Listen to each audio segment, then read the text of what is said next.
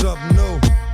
Stop, drop, shut them down, open up shop. Oh, no, that's how rough riders roll. Stop, drop, shut them down, open up shop. Oh, no, that's how rough riders roll. Snitches wanna try, snitches wanna lie, the snitches wonder why, snitches wanna die. All I know is pain, all I feel is rain.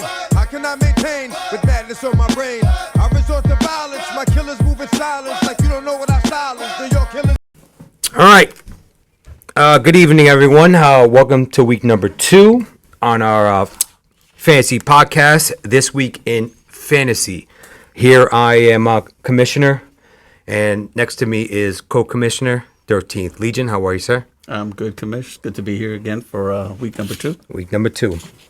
We're going to talk about some stuff today. But first and foremost, this episode is sponsored today. I don't know if you know that. Well, we have a sponsor now. We do. I did not know that. He came in today. The office got a couple of phone calls, and he is sponsoring today's episode. And this week's episode is brought to you by Devil Dog Cakes. Devil Dog Cakes. Devil Dog Cakes. You got to get them while they're hot and melt in your mouth. I don't know what to say about that. It's pretty good. Pretty good. Pretty good. Pretty All right, good. I'll take your word for it. All right. We're going to start off this week, the recap of week number 2. We're going to go through every game and talk about the matchups for week number 2 and how everything went. All right. We're going to start off with game number 1 was between Leathernecks and 13th Legion. This game, Leathernecks came away 117-99, making yourself 13th Legion 0-2, Leathernecks propelling him to 1-1. I can't get past the 99 points. That's 2 games in a row, stuck at 99. Some of my guys underperformed. We're going to get to it later about sit of the week, but I didn't put Kyren Williams in there. I put Khalil Herbert instead, and it was the difference of the game. Yeah, those are the hard decisions you're going to have to make as an owner. Yes, you can sit there and, can analyze who the defense is. And I thought, going against San Fran's defense, I didn't think Kyren Williams had a chance. As a matter of fact, I think from what I saw after the game, the last time any running back scored more than 20 fantasy points against San Fran was 2 years ago. And who was that? James Conner. Conner. You try to make the best guesstimate you can when you field the team, but sometimes it works and sometimes it doesn't. Okay, well, that decision did not help you out. It did not. But that's okay. And it's hurting to be 0-2, but you got to make moves. I think we had a group chat, and I believe that we have a owner who lost Nick Chubb. Yes. And in the group chat, we said this is where the hard work begins. Absolutely. Your money's made on the waiver wire and free agency, not on the draft.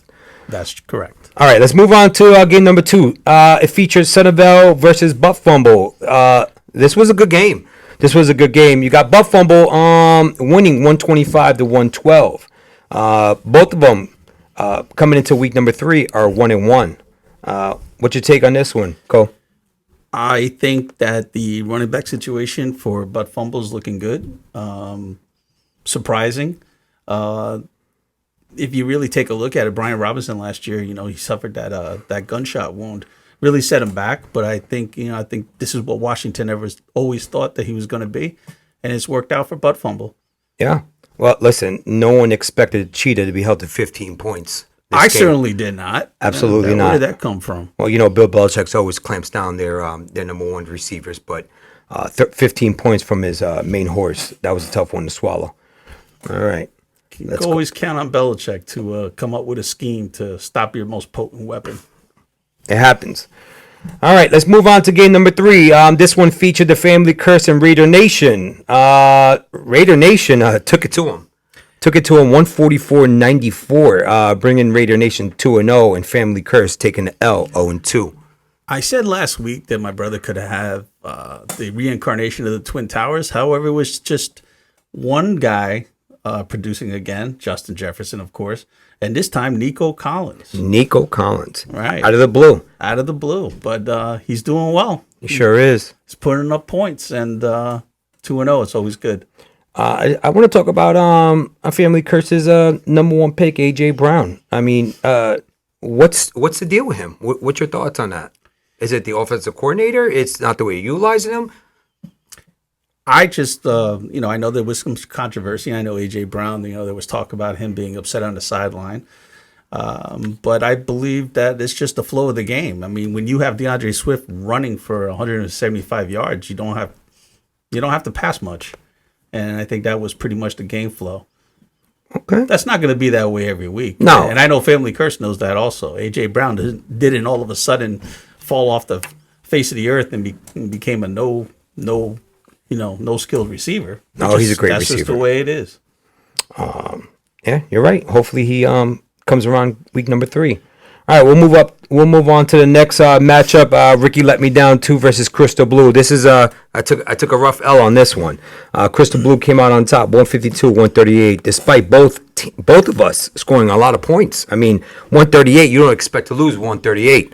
However, Crystal Blue turned around and put a 152 on me, and but it didn't come with regrets because Saquon is going to be out for about 3 weeks, and there's a question mark there on Joe Burrow.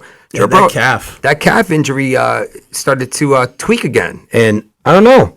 That's affecting his throwing. That's affecting his running, and it's affecting Jamar Chase. Yeah, and there's another one that's injured. Jalen Waddle got in concussion, so he might be hurt for next week against a matchup that we'll be talking about in a few.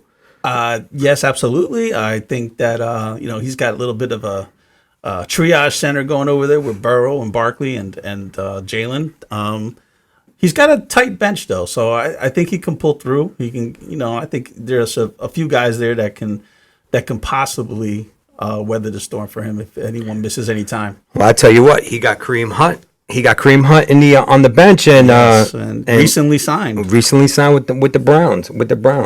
All right. Let's move on to the next game here. We have on the docket here is Show Me Your TDs versus Just My Luck. Wow. Show Me Your TDs sure did come out this week, didn't he? Yes, he showed us and he showed you when we talked about last week about the old heads on his team, but they really came through for him. They sure did. 50 Mike Evans combined points. Yep. But again, Devontae Adams came out a little injured on this game. Possible. I think he was evaluated for a concussion, but yep. I from what I've heard, it seems that he's going to be good to go for next week. But however, he's got a man on his bench. Tyler Lockett scored 25 points, 2 touchdowns. So you know what? He's not going to miss a beat. Big as his score was, it could have been much worse. It could have been. Just my luck. Oh, Just My Luck. He needs a little help. Yes, he needs a little help. Far be it for us.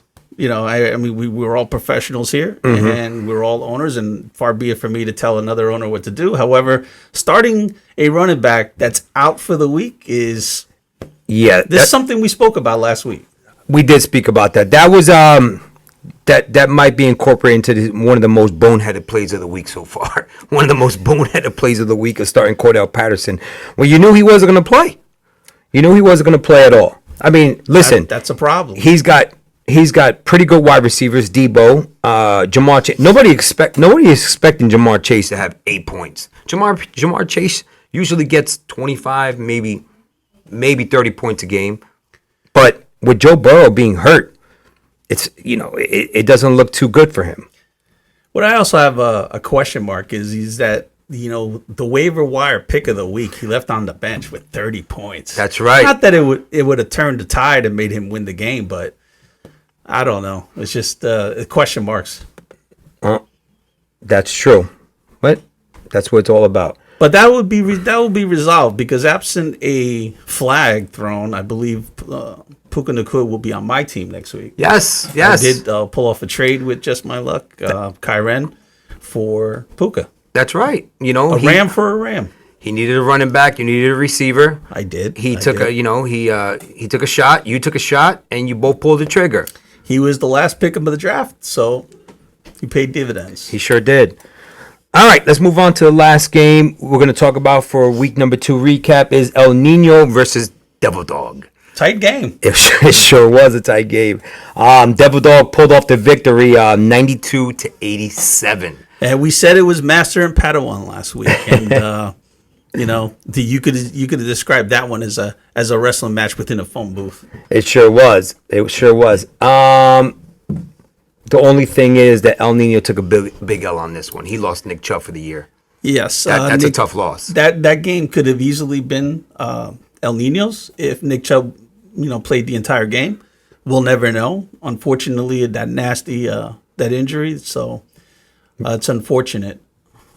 It is unfortunate. And then looking at one of the benchings over here, who would have known that DeAndre Swift with 31 points on the bench, and he decides to start Breece Hall or Najee Harris, and Breece Hall gave him 0 points.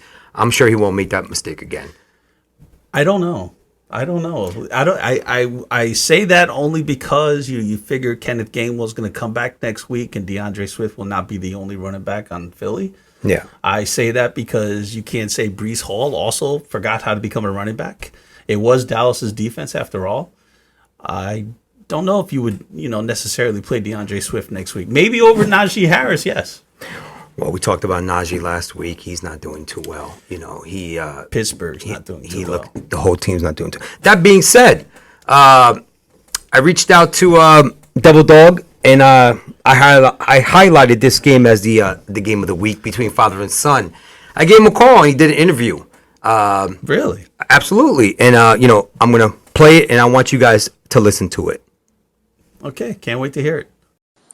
Here we are on the line with Double Dog. Double Dog, thank you for joining the show today. How are you today, sir?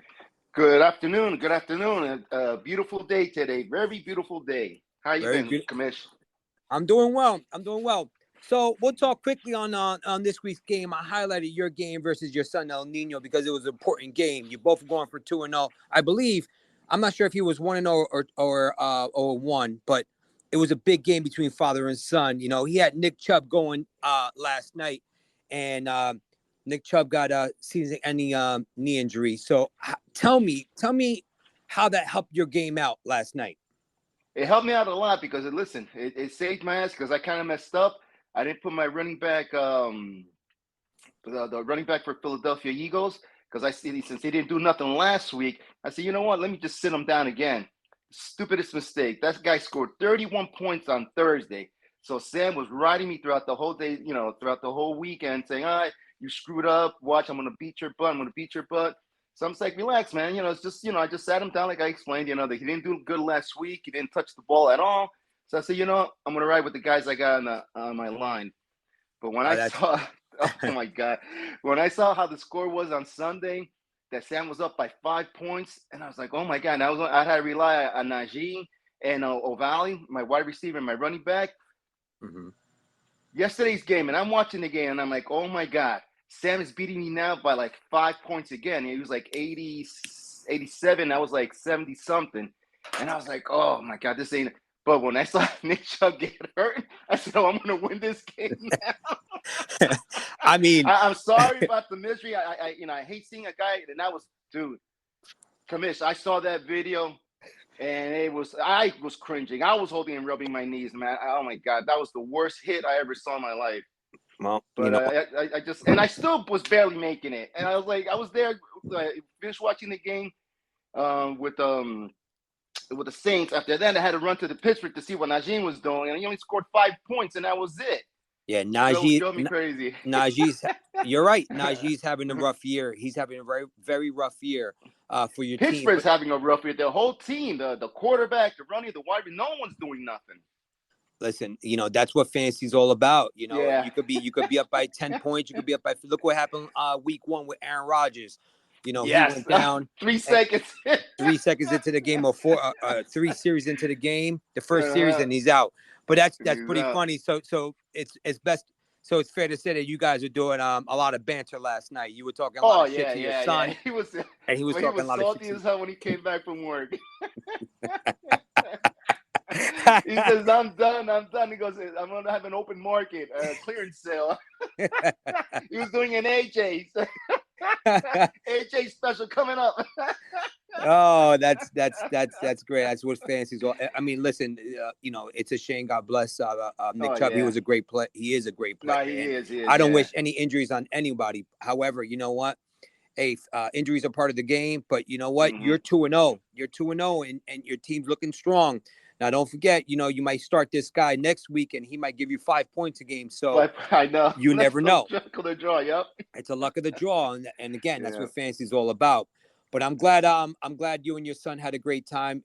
That's what it's all about bonding together with father and son, and with family members, and that's what this league is all about. That's what we That is so true. try to bring together, and hey, like again, that's why I picked your game because it had all the talk about father and son and smack talking, because no one talks more smack than you and your son, especially a little one. But then, Family Curse might talk more smack. However, he is 0-2 as of now.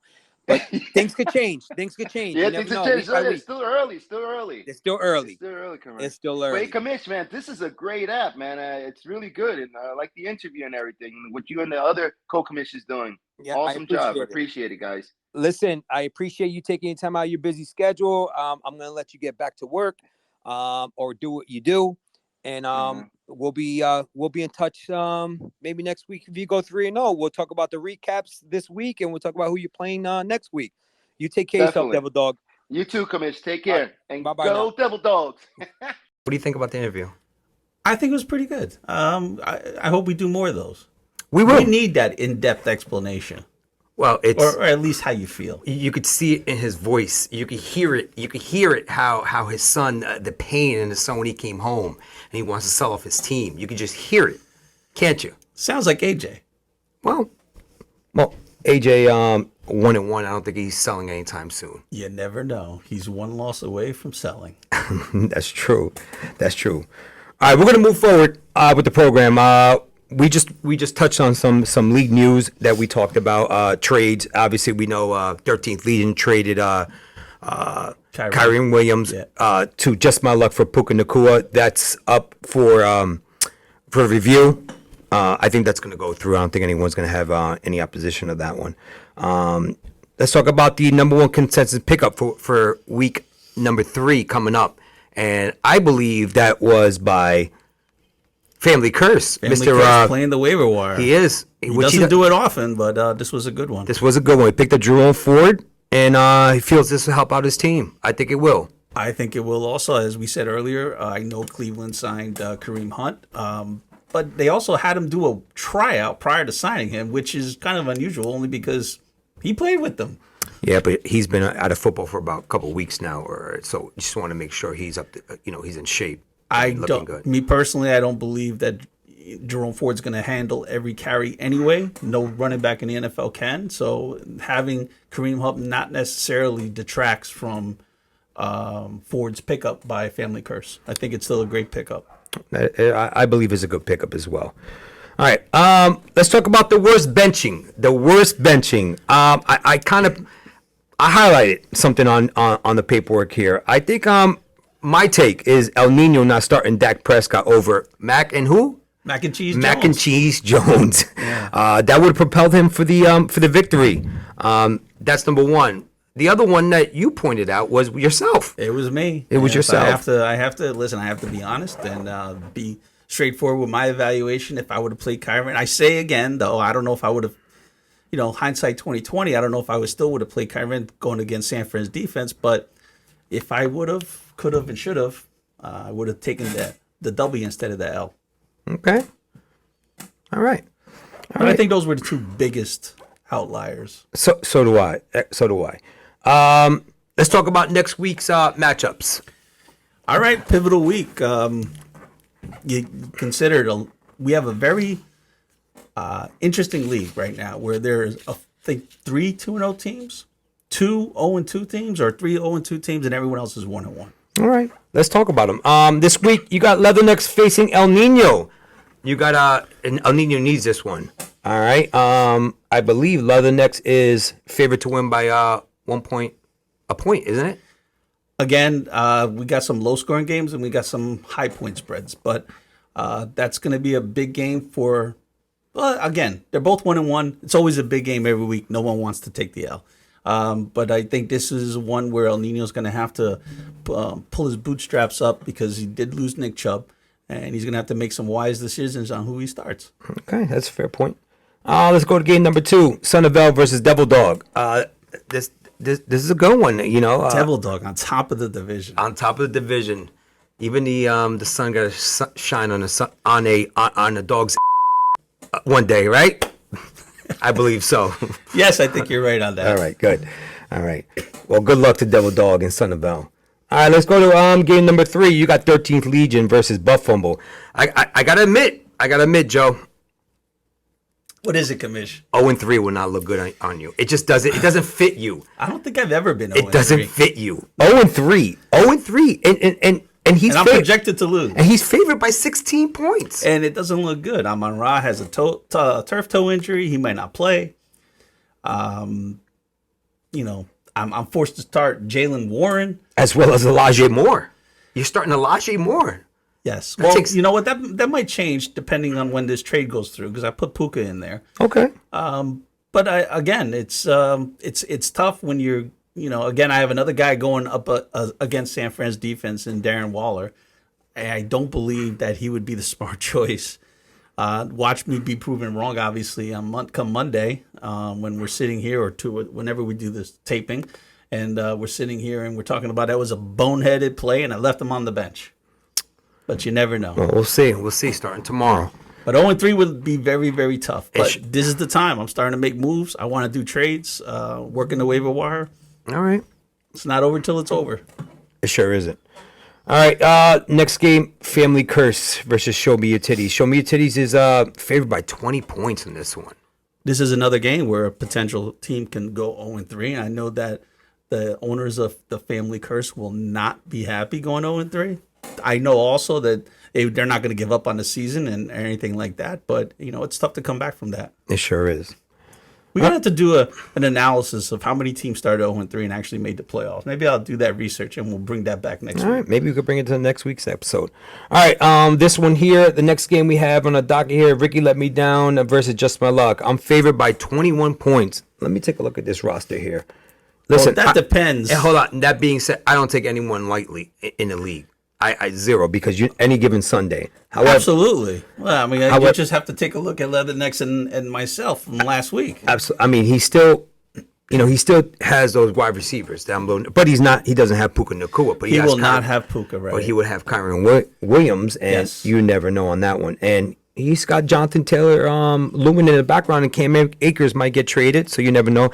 I just don't understand why he's keeping James Robinson. Why? Why would you keep James Robinson? Well, listen, Brandon, if you're listening to us and you want to call in or send us your explanation next week and we'll post it on the show, please feel free to do it. Absolutely. I'd love to hear your explanation. Yeah, so would I.